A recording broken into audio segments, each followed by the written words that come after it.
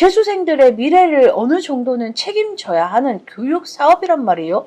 근데 시작부터 이렇게 소형도 아니고 소형의 장점을 더 이상 발휘하지 못하면서 언제까지 소형인 척 할 거예요.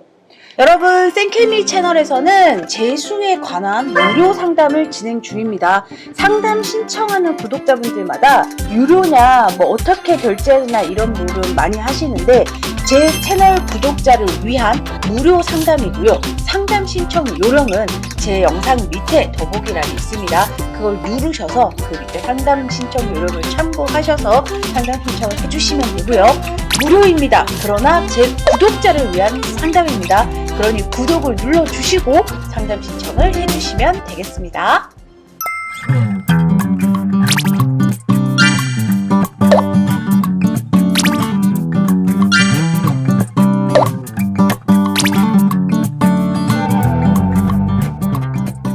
안녕하세요 여러분, 쌤킴입니다. 오늘은 소형 재수 학원의 기준에 대해서 이야기해 보겠습니다. 구독자 질문들 중에 소형 학원이 어떤가요? 소형 학원은 뭔가요? 소형 학원이 어떻게 이루어지나요? 라는 질문이 너무 많습니다. 때로는 제가 영상에 노베이스들은 소형 선택하시는 게 도움이 될 거라 라는 영상을 많이 찍어서 그런지 소형 학원을 알아보고 소형이 아닌데 소형인 줄 아시고 그 학원에 대한 질문을 하시는 구독자분들이 많으신데 소형 학원의 기준에 대해서 이야기해 보겠습니다. 여러분, 소형 학원은 한반 인원 10명, 많으면 15명 이하, 그리고 학원의 전체 정원이 50명 이하. 좀 학원들 중에 학원 한반 인원이 15명 이하지만 학원 전체 정원이 200명 정도 되는 학원이 있어요. 근데 자기들은 소형이라고 얘기를 하고 재수생 부모님들의 학생들은 소형인 줄 알고 고민을 하는 사연들이 꽤나 반복돼서 이 영상을 찍습니다. 15명 또는 한반에 10명 이하인 게 소형이 아니라 전체 정원이 50명을 넘지 않아서 이 학원에 내 아이의 부족한 부분이나 질문 케어가 최대한 원활한 곳을 소형이라고 표현합니다. 한반에 15명 이하고 10명 이하지만 전체 정원이 100명, 150명을 넘어가면 이건 소형이라고 표현할 수 없어요. 왜냐면 한 강사가 감당해야 되는 학생의 인원이 많아지면 이 학생들을 위한 케어가 부족해지고 그래서 이걸 중형, 대형이라고 나누는데 한 반에 15명 이하면 뭐해? 학원 정원이 200명을 넘어가는데 이럴 때는 학원 전체 정원이 몇 명인지를 꼭 물어야 합니다. 그래서 제 구독자들 중에 학원 전체 정원을 물었더니 100명이라고 하던데요. 그래서 제가 물어봤더니 문과 인원일 거예요. 아마 다시 질문해 보세요 라고 했더니 문과 인원이 100명입니다 라고 얘기를 했대요. 그러면 학원 전체 정원이 몇 명이냐고 질문을 했으면 저희는 200명이라고 얘기해줘야 돼요. 문과 100명, 이과 100명입니다. 그럼 이과 선생님은 문과 학생들 안 가르치나요? 가르치거든요. 강사를 문이과로 나누지 않아요. 수학 강사가 문과도 케어하고 이과도 케어하고 국어 강사가 문이과 함께 케어하는데 왜 문이과를 나눠서 얘기해 주냐는 거죠. 그래서 여러분, 소형의 장점은 개인 케어와 질문 원활입니다.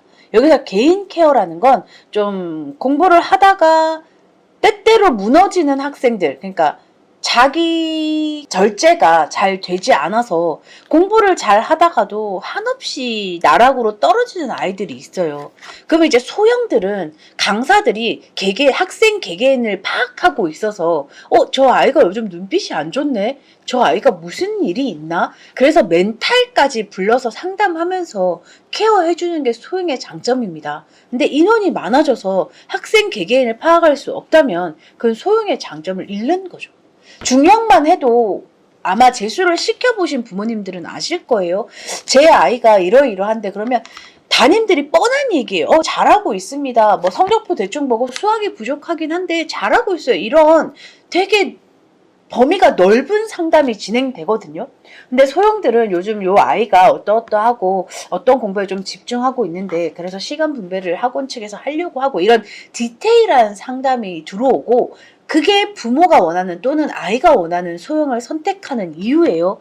나를 좀 잘 파악해서 내 스스로 조절되지 않는 부분들을 강사 선생님이나 관리진들이 좀 케어해 주기를 원해서 소형을 선택하는데 한 반에 15명씩 200명인 이 학원, 자기들 소형이라고 얘기하면 안 되죠. 근데 이 학원도 소형에서 시작했어요.